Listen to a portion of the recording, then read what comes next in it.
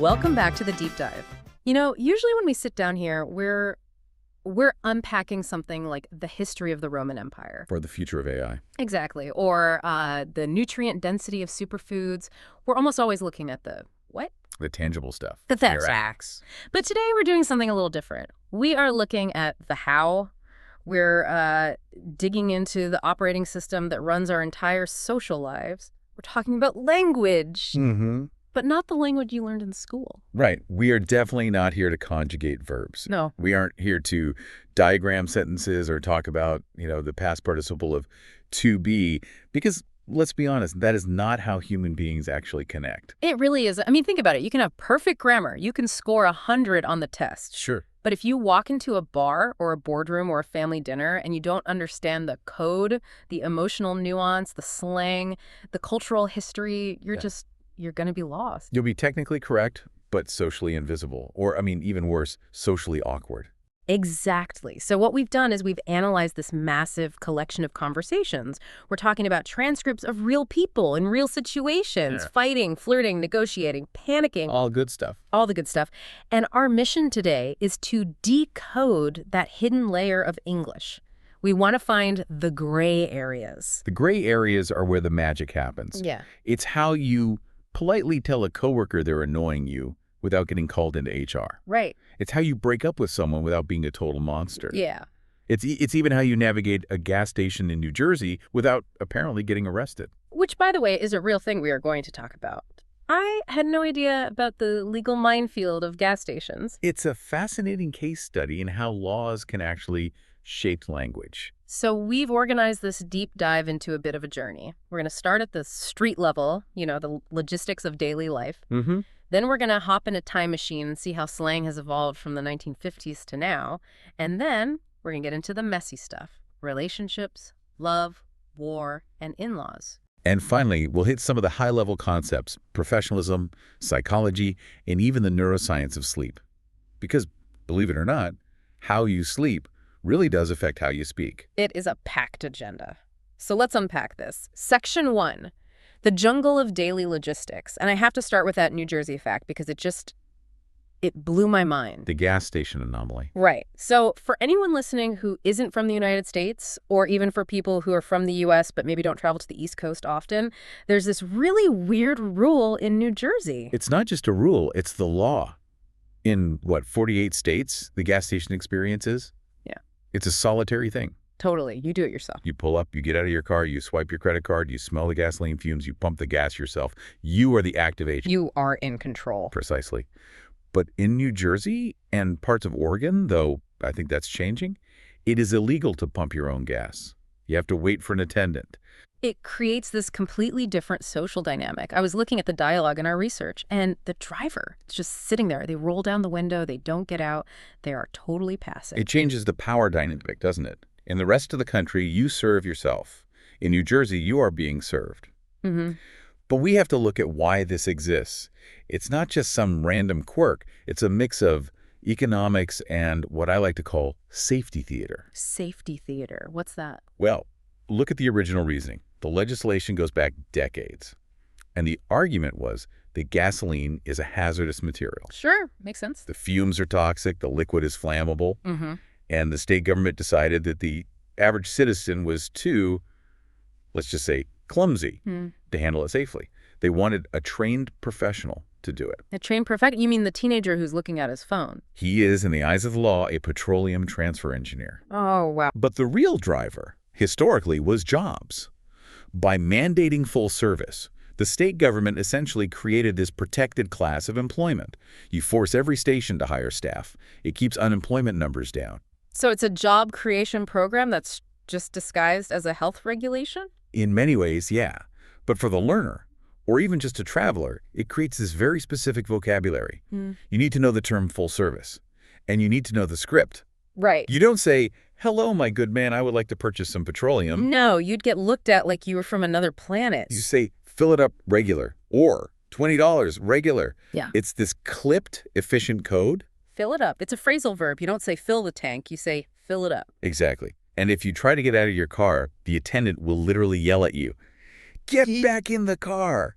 It's a violation of the whole social contract there. It feels almost retro. It does, like something from the 1950s where service was the norm, a little time capsule. Total time capsule. But speaking of cars and stress, we have to move from the gas station to the road itself. We need to talk about the rush. Oh, man. The driving dialogues. These were stressful just to read. I felt my blood pressure going up. We analyzed this one conversation where a couple is late for the library, of all places, the library, and they are just panicking. The language they use shifts into this high-octane, adrenaline-fueled mode. It's a masterclass in urgency. And the phrase that anchors the whole scene, the one that really stood out to me was, step on it. Step on it. It's such a visceral idiom. Think about the mechanics of it. It doesn't just mean go faster. It specifically refers to your foot on the gas pedal. You are physically stepping on the mechanism of speed. Yeah. It implies a demand for immediate maximum power. It's a command, really. You don't tell your boss to step on it. You tell a taxi driver or, your spouse or your partner in crime. It signals a hierarchy of urgency. But what I loved in the analysis was the resistance. The driver snaps back with, "Are you nuts? I'm not going to run a red light." Are you nuts? Not are you crazy, but nuts. A little more informal. Yeah, nuts feels a bit more colloquial, a bit softer than insane, but still really dismissive. It questions the other person's grip on reality. Right. But run a red light is the crucial term here. Which is a weird phrase when you think about it. You aren't running. The light isn't running. Right. To run a light means to challenge it, to try to beat the change from yellow to red. It implies a violation. It implies motion against a barrier. And that's the central conflict of driving in English culture. The tension between step on it, which is all about efficiency. Running the light, which is about safety and legality. Exactly. And then you have the navigation part. The passenger, who is clearly a backseat driver, is shouting instructions, make a left, make a right, cut through Ashburn Heights. Cut through is such a fascinating phrasal verb. It implies something sharp. You aren't just driving through Ashburn Heights. You're cutting through. It sounds aggressive, like you are literally slicing the map in half. It is aggressive. To cut through implies leaving the main established path to take a shortcut. It suggests a secret knowledge of the territory. We'll cut through the parking lot. We'll cut through the alley. It's a way to hack the system. But it also really highlights the psychology of the backseat driver. Oh, the backseat driver. The person who isn't controlling the vehicle, but absolutely thinks they're controlling the destiny. We saw that in the dialogue. The passenger says, will you just stop and ask for directions? And the driver says, we're not lost. I'm just taking the scenic route. Ah, the scenic route. That is the universal code for, I have absolutely no idea where I am, but my ego will not let me admit it. Exactly. It's a defense mechanism. I meant to go this way. It's scenic, even if you're driving through, like, an industrial park. But you have to contrast that aggressive, high-speed energy with the other driving conversation we looked at, the driving lesson. Totally different vibe. Completely. Yeah. In that one, the language was so clinical. You have the instructor saying things like grip the wheel firmly and check your rear view mirrors. It's all very explicit. Grip the wheel. It highlights how language changes based on competence. When you're a learner, the language is physical and noun heavy. Wheel, mirror, pedal, brake. You are focused on the objects. But when you're an expert, or at least when you're driving in a rush, the language becomes idiomatic and abstract. Step on it, cut through, make a left. You don't tell an experienced driver to grip the wheel. You assume they are gripping the wheel. You focus on the outcome. That's a great insight. Fluency lets you stop talking about the tools and start talking about the action. Now, speaking of moving things from point A to point B, let's talk about the post office. Postal protocol. We saw a whole breakdown of shipping options. Standard, priority, express. It's really a vocabulary of speed. But the phrase that I think is most socially valuable here is, there's no rush. There's no rush. I love this phrase. It's so powerful. Why do you think it's so powerful? I think it's a power move, but a benevolent one. In a world where everyone is shouting, step on it, and I need this yesterday, being the person who says there's no rush signals control. It signals that you're relaxed. It signals that you have time. And it de-escalates the stress for the other person, too. Exactly. If you tell a clerk or a colleague, there's no rush, you're giving them a gift. You're giving them the gift of time. It immediately changes the temperature of the interaction. It turns a transaction into, a relationship. And it saves you money at the post office. That too. Standard shipping is the no rush option. But looking at the flip side, we have the fragile package. Handle with care. The text mentioned how we label things fragile, hoping it changes how they're treated. Even though, let's be honest, in the logistics world, fragile is often just a suggestion. But linguistically fragile creates a category of vulnerability. It's us asking a massive industrial system to just be a little gentle. So we've navigated the physical world: gas stations, traffic, post offices. Now I want to navigate through time. Because one of the coolest parts of this deep dive was the time travel section. The slang evolution. This was fun. It's like digging up linguistic fossils. Yeah. And we start in the 1950s, the era of grease, leather jackets, slicked back hair, and the words. I mean, who says knuckle sandwich anymore? Knuckle sandwich. It is so evocative. It sounds almost cartoonish now, like something a villain in an old comic book would say. It does, but let's unpack the cultural context. A knuckle sandwich is obviously a punch in the mouth, but the phrasing is fascinating. It frames violence as a product. It frames it as food.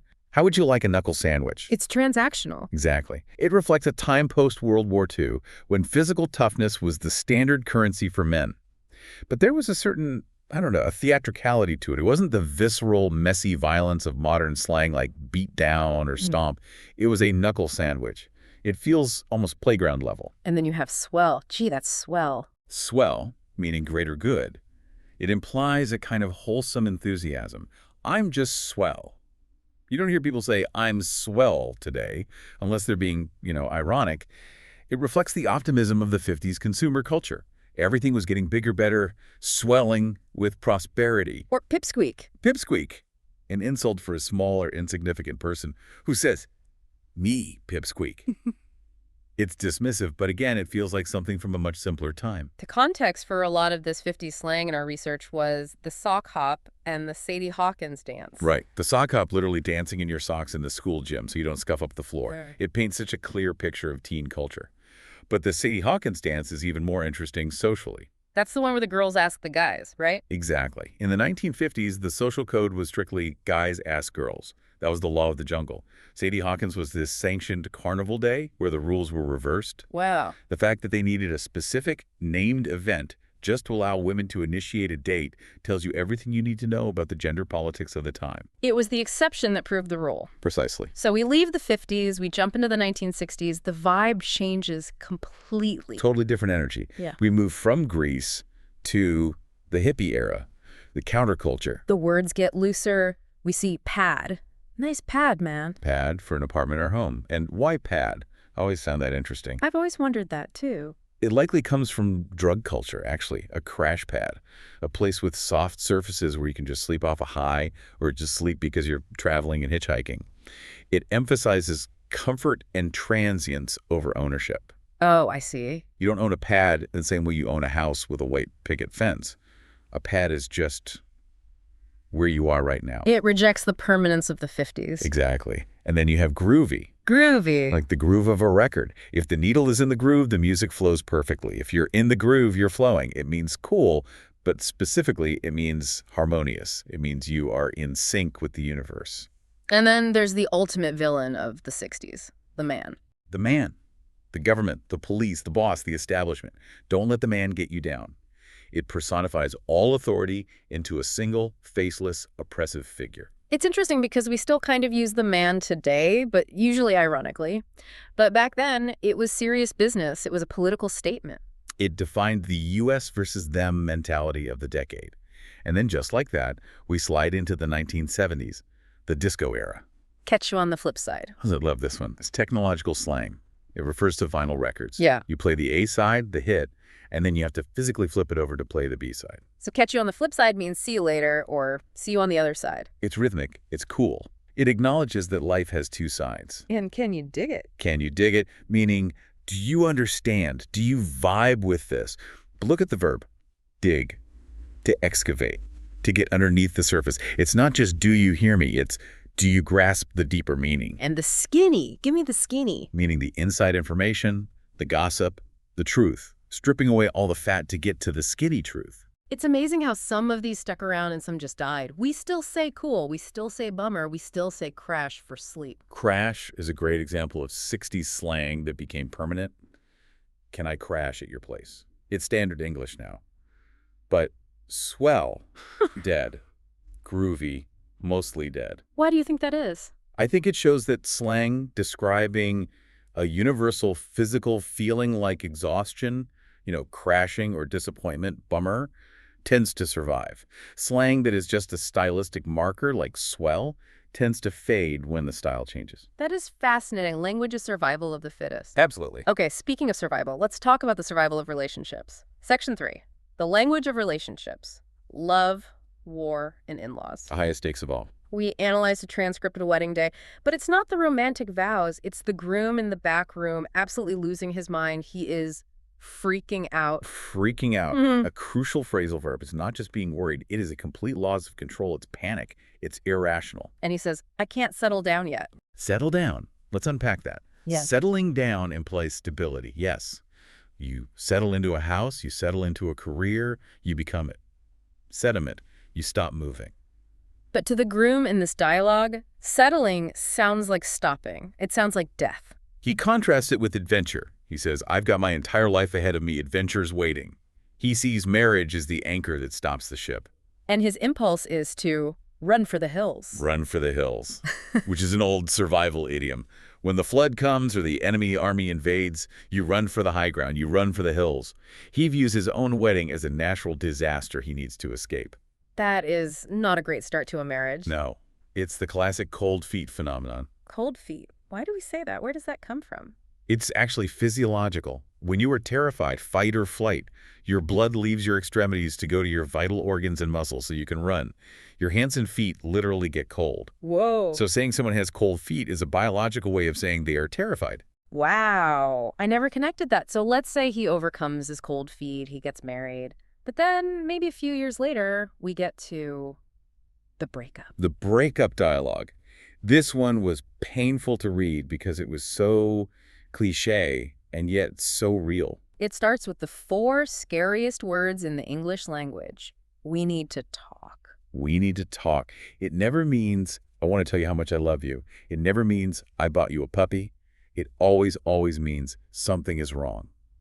It's the universal signal for a relationship conversation and usually a termination. And then the line, it's not you, it's me. Ah, the classic softener.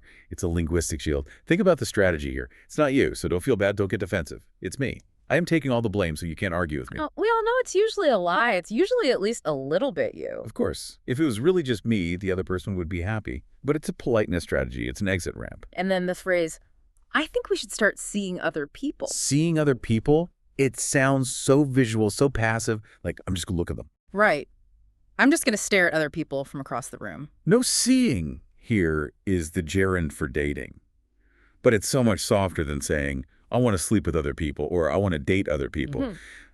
Seeing feels casual. It minimizes the betrayal. It implies we are just looking around. And then we have the aftermath phrases, pining over someone. Pining, like a pine tree. No, it comes from an old root word meaning pain or punishment. To pine is to suffer with longing. If you are pining over your ex, you're just wasting away, missing them intensely. Versus the opposite, which was mentioned in the source, throwing themselves at you. All the boys were throwing themselves at her. It implies this aggressive, abundant pursuit. It's a physical metaphor. They aren't just asking her out, they are hurling themselves at her. So you have pining, passive, sad, and throwing themselves active, aggressive. The whole spectrum of romance. Indeed. But before you get to the breakup, or even the wedding, you have the hurdle, meeting the parents. The in-laws. The ultimate test. High stakes. In the dialogue we analyzed, the father-in-law is so intimidating. He's the gatekeeper. And he offers the boyfriend a drink with the phrase, pick your poison. Pick your poison. I love this idiom. On the surface, it just means, what do you want to drink? Whiskey, vodka, beer. But why poison? That sounds so negative. It acknowledges that alcohol is a vice. It's bad for you. It's a toxin, but it's a shared vice. By offering you poison, I'm inviting you into a little conspiracy. Let's do something a little bad together. It's a bonding moment. It is, but it has that dark edge, especially coming from a scary father-in-law. It feels like a test. Are you man enough to handle this poison? If you say, I'll just have a water, You might fail the test. And to navigate all this, the dating, the parents, you need a wingman. Wingman. This term comes from the military, right? Yes, Air Force. Okay. The pilot flying next to you, protecting your flank. Your wingman covers your blind spots. So in dating, the wingman is the friend who helps you meet someone. Maybe they distract the friend or they talk you up. Have you met my friend Ted? He's a doctor. That's a classic wingman move. It's about support. It contrasts with the jealous friend dynamic we also saw in the transcripts. The wingman wants you to succeed. The jealous friend wants to sabotage you. So we've survived romance. Now we have to survive the workplace. Section 4, professionalism and office politics. The jungle of the cubicle. We started with office gossip. The dialogue had this great phrase, I heard it through the grapevine. The grapevine. This actually dates back to the Civil War. The telegraph lines were strung across trees, and they looked like vines. And the information that traveled on them was often unreliable or distorted. So the grapevine means informal communication, rumors. Exactly. It's the unofficial news network of the office. And what travels on the grapevine? The pink slip. The pig slip. Getting fired, he got a pink slip. Why pink? Why not a blue slip? It's an Americanism. Historically, in the early 20th century, termination notices were sometimes printed on pink paper to distinguish them from other, less important memos. Now, we use email, but the metaphor remains. It's the red card of the business world. And then there's the office romance on the grapevine, but also the really petty annoyances. The text detailed a fight about a coworker slurping coffee and tapping pens. The sensory details of office rage, slurping and tapping. These are small sounds, but in a quiet office, they can become a form of torture. And the confrontation phrase used was, cut that out. Cut that out. It's very parental, isn't it? You say it to a child who is misbehaving, cut it out. Using that on a coworker is pretty aggressive. It signals, I have reached my absolute limit. It's not, could you please stop? No, it's cease this immediately. But then we pivot to the high concepts of business. We have the marketing strategy transcript. Totally different tone. Very formal. We see terms like SWOT analysis. SWOT. Strengths, weaknesses, opportunities, threats. It's a standard business framework. If you work in an office, you will hear this. It's about organizing chaos into a neat 2x2 grid. And niche market. A small, specialized segment of the market. You aren't selling to everyone. You're selling to the niche. And drawing in customers. Not just getting customers, but drawing them in, like a magnet or something. It implies attraction. Marketing is all about attraction. But my favorite business interaction in the material was the elevator pitch gone wrong. Oh, poor Mr. Anderson. This guy gets in the elevator with Mr. Anderson, the big boss, and he tries to mix small talk. Cold morning, isn't it? Did you see the game? And Mr. Anderson gives him absolutely nothing. It gives him the cold shoulder. And finally, the employee gets so awkward that when the elevator stops at the wrong floor, he says, that's okay, I'll take the stairs. I'll take the stairs. Yeah. The ultimate escape hatch. He would rather walk up 14 flights of stairs than spend another 30 seconds in that awkward silence. It teaches a really valuable lesson about reading the room. It's a crucial skill. Recognizing when someone doesn't want to talk. Mr. Anderson's curt answers, no, I don't like football. Those were stop signs, and the employee ran right through the red light. He didn't step on it in the right way. No, he crashed. Okay, section 5. We're calling this cultural curiosities and false friends, because language isn't just words, it's culture. And there was this mind-blowing moment in the transcripts regarding the tooth fairy. Yes, the tooth fairy versus the tooth mouse. I grew up with the tooth fairy. You put the tooth under the pillow, you get $1. Simple. But in the transcript, they discuss the Hispanic and Latin tradition. Raton Perez, the mouse. A mouse! It's a very specific cultural divergence. In Spain and many Latin American countries, a little mouse comes to take the tooth. Sometimes he leaves money, sometimes candy. It's fascinating because to an Anglo ear, a mouse in your bed sounds terrifying. There's a rodent under my pillow. Right. We call the exterminator for that. But in that culture, it's the benevolent, magical figure. It just shows how arbitrary our myths are. Why a fairy? Why a mouse? Who knows? But if you're learning English or Spanish, knowing the difference between the fairy and the mouse is a deep cultural handshake. It shows, the childhood stories. And then we have the politeness traps, the ways you can accidentally be really rude. The taxi driver story. The driver asks the passenger, how old are you? And the immediate reaction is, never ask a lady her age. Now, is that still a rule? It's a traditional rule, but yeah, generally in Western culture, asking a woman, or anyone really, in a professional setting, their age is considered nosy, Nosy. Good word. meaning intrusive, sticking your nose where it doesn't belong. The driver also says, "You don't look Chinese." Oof. Yeah, that's a minefield. He's making assumptions about ethnicity and appearance. It's what we'd call a microaggression today, though the dialogue plays it as just clumsy small talk. And then there's the issue of weight. The text mentions the danger of insinuating someone is chubby. Insinuating. Yeah. To suggest something indirectly. You don't say, you're fat. You say, that dress is a tight fit. That is an insinuation, and it is socially deadly. So how do we be polite? The research gives us a strategy. Softeners. Right. This is the secret weapon of English politeness. Yeah. Instead of, I want this, which is way too direct, you say, I was wondering if. I was wondering if. It creates distance. It makes the request hypothetical. I was wondering if you could help me.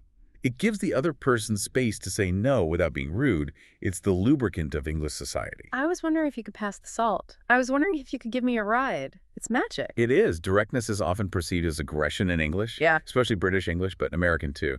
We like to wrap our requests in cotton wool. Okay, we are heading into the home stretch. Section 6, Advanced Concepts. We're going deep into the mind and body. The heavy hitters. We have material here from Matthew Walker on sleep and some motivational stuff. Let's start with sleep. The source says sleep is your superpower. That's a strong claim. But the data really backs it up. The transcript discusses the hippocampus. The inbox of the brain. I love that analogy. Think of your brain like an email server. The hippocampus is your inbox. It receives new files, new memories, facts, names, all day long. Okay. But the inbox has a limit. It gets full. Sleep, specifically deep sleep, is the process of moving those files out of the inbox and into the hard drive, the cortex, for long-term storage. So if you don't sleep, the inbox stays full. Exactly. And incoming files bounce. You literally cannot learn new things. You can sit in a lecture, hear the words, but they won't stick because there is no room. That explains the all-nighter failure. Completely.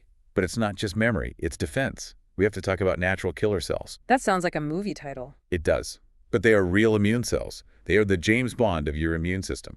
Their job is to find malignant cells, cancer viruses, and eliminate them. And the source says sleep loss blocks them. Drastically. After just one night of 4 hours of sleep, natural killer cell activity drops by 70%. 70%.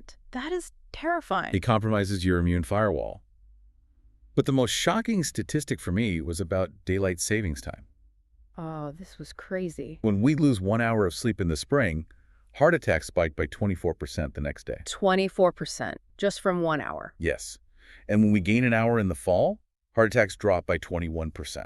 That is terrified proof of how fragile our bodies are when it comes to sleep. It is. It's a global experiment performed on 1.6 billion people twice a year. And the results are crystal clear. Sleep is not a luxury. It's a biological necessity. It's a superpower. And speaking of improving ourselves, we have the compound effect. The small steps concept. The math here is cool. If you improve just 1% every day, by the end of the year, you aren't 365% better, you are 37 times better. 37 times. That is the power of compounding. It's exponential, not linear. And the application to English learning is so obvious. Completely. You don't learn English by binge studying once a month. You learn it by the 1% daily improvement. Learning one new phrase, like pick your poison or no rush, every single day. Consistency. Consistency beats intensity. That's the lesson. And finally, the mindset of confidence. We have a section about when people laugh at your English. This is a huge fear for learners. The fear of mockery. The advice in the transcript is beautiful. Laughter doesn't break me, it builds me. That's a reframing technique. Instead of seeing laughter as an attack, you see it as engagement. You see it as a memory aid. If someone laughs because you said, I am pregnant, instead of I am embarrassed, which is a classic false friend in Spanish and English, you will never forget that mistake. The text suggests keeping a laughter journal. Write it down. Own it. Today I asked for a condom instead of preservatives in my jam. Write it down. Laugh at it. It takes the power away from the shame and gives it to the learner. Laughter doesn't break me. It builds me. I love that. It's resilience. So we've covered so much. We've gone from pumping gas in New Jersey to 1950s sock hops, to breaking up, to getting fired, to the neuroscience of the hippocampus. It's a journey through the entire ecosystem of English. And when you look at it all together, slang, idioms, cultural rules, What's the common thread? I think it's awareness. Awareness. Yes. Whether it's knowing not to ask a lady her age, or knowing that step on it means hurry, or knowing that sleep affects your heart. It's all about being aware of the context. Language isn't just words, it's reading the situation. It's knowing that we need to talk is a warning sign. It's knowing that the man is the enemy. It's deep listening. Deep listening, not just hearing the words, but hearing the intent behind them. Exactly. So here's a provocative thought to leave you with. The research emphasized that language is a living thing. It evolves. We saw that with the decades. Right. If you were transported back to the 1950s with your modern English, would you survive socially? Or would you be the weirdo? You'd probably be the weirdo. You'd use words like download or chill or ghosting, and people would just look at you like you were an alien. But more importantly, in the age of AI, where we have tools that can translate for us and write emails for us, are we losing the art of small talk? Are we losing the ability to navigate the gray areas ourselves? That's the real danger. If an AI writes your breakup text, is it really a breakup? Or is it just a transaction? The messiness, the freaking out, the pining, the knuckle sandwiches, that's the human part. We shouldn't outsource that. We shouldn't outsource the mess. I like that. Keep the mess. So to our listeners, go out there today, cut someone some slack, maybe step on it if you're late, but mostly keep listening, keep learning, And get some sleep. and get some sleep. Thanks for diving in with us. See you on the flip side. See you on the flip side.